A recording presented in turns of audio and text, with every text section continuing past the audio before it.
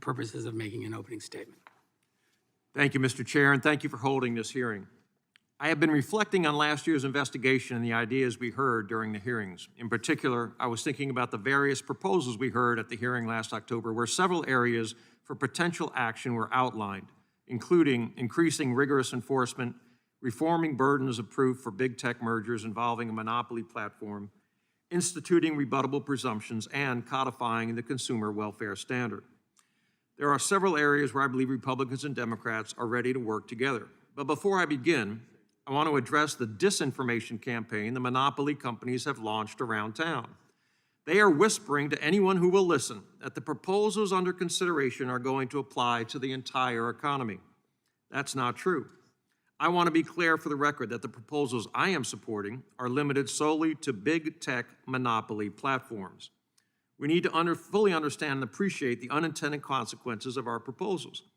I am very concerned that any action we take should not impede our efforts to build a robust economy after the crushing blow we received from the pandemic. We must address predatory conduct of the big tech monopolies without jeopardizing other sectors of our economy.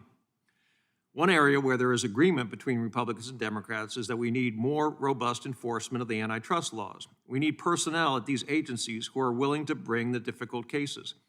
Just this week, Politico published a piece outlining the Obama-Biden Federal Trade Commission's reluctance to bring an antitrust case against Google for its anti-competitive behavior in the online search advertising, and mobile phone software markets. Among the revelations in the documents released by Politico was an email where a top Google executive bragged to the CEO that the company could own the U.S. market with its exclusive contracts with major smartphone manufacturers and telecommunications companies. Google also acknowledged to the FTC that it made humongous payments as part of those contracts solely to keep rivals like Microsoft and Yahoo from getting prime access to mobile phones. Their tactics obviously worked. Google is now the default search engine on 86% of U.S. smartphones to go along with their 94% dominance in the desktop search market. These contracts also form a major part of the antitrust suit that the Trump Justice Department and 11 states filed against Google. As we consider giving the FTC and DOJ more funds, I want to assure the agencies that any increase in funds will come with increased oversight and an expectation by taxpayers that the agencies bring the hard cases. We aren't making more taxpayer money available so this type of dilatory behavior by government bureaucrats can continue. I have been pleased to see the state attorney generals pick up the enforcement ball, and have heard proposals that would assist them that I think would warrant further investigation, Mr. Chair. I very much appreciate the leadership and hard work of Attorney General Phil Weiser from my home state of Colorado. Mr. Chair, I would recommend a provision that would give the state attorneys general the same deference regarding venue selection that the United States enjoys in big tech monopoly cases. This fix would have major implications quickly. For example, Google has filed a motion to change venue, trying to move Texas's ad case to the Northern District of California, and therefore the Ninth Circuit, where they have favorable case law on appeal.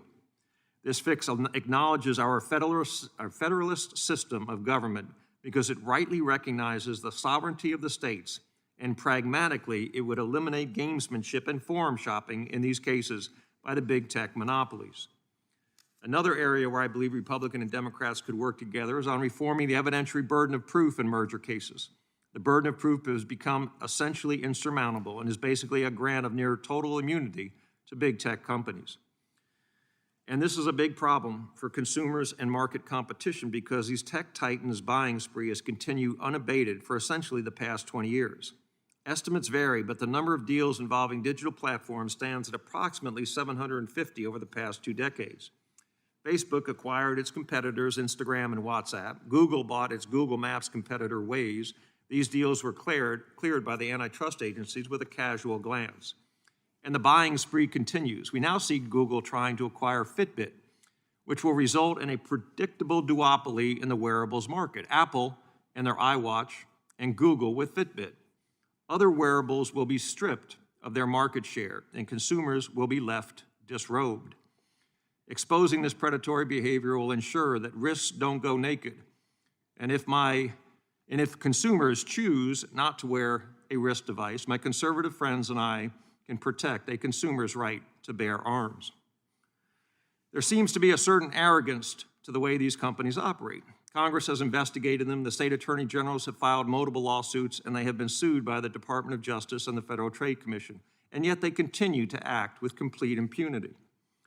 Apple, Google, Facebook, and Amazon have reached monopoly status, and their behavior won't change until Congress acts, the enforcement agencies do their job, and the courts move quickly to rein in their predatory conduct.